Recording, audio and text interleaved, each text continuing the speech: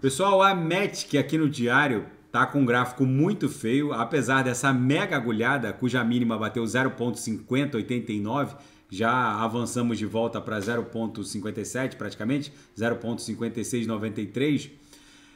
O fato é que no semanal o gráfico deu uma travada aqui na média móvel de 200 períodos, que é uma instituição da análise técnica, e no semanal a nebulosidade ainda permanece esverdeada, apesar de estar ameaçando criar uma nebulosidade avermelhada. É muitíssimo improvável que a gente desenhe um corpo real para baixo da MM200, que sempre, historicamente, ofertou um nível de suporte muito interessante. Aqui no RSI estocástico, no semanal, não tem mais para onde cair.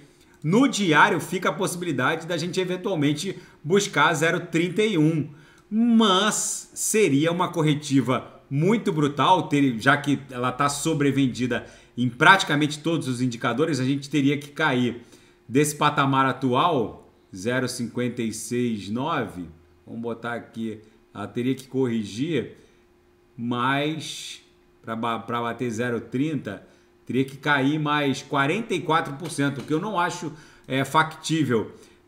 Uma queda além dessa que ela já suportou, ter que cair mais 44%.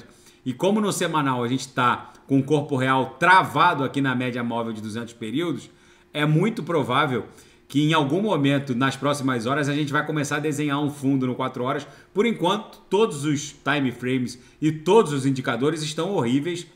O que parece é que ela está investigando a faixa de justiça do preço para baixo, com essas duas linhas da nuvem agressivamente apontadas para cima, mas o fato é que a gente tem que olhar os fundamentos desse ecossistema. Ainda persistem incólumes os fundamentos. Se a gente for lá na Defilhama, vamos lá na Defilhama olhar o TVL bloqueado. Apesar de toda essa volatilidade na cotação, a Matic ainda depois da Ethereum, 1, 2, 3, é o quarto ecossistema. Tá nesse momento com 875 milhões de dólares em termos de TVL bloqueado.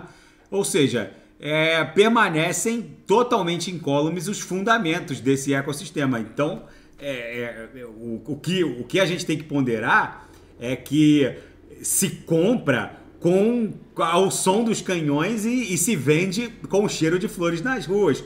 Com esse cenário de terra arrasada, com esse mar de sangue nas ruas, na verdade, seria teoricamente o momento ideal para embarcar e não desembarcar. Mas fica a critério de cada um fazê-lo, cada um tem que fazer a própria análise, mas eu não vejo espaço para uma queda, para buscar esse fundo aqui em 0,31, 0,30.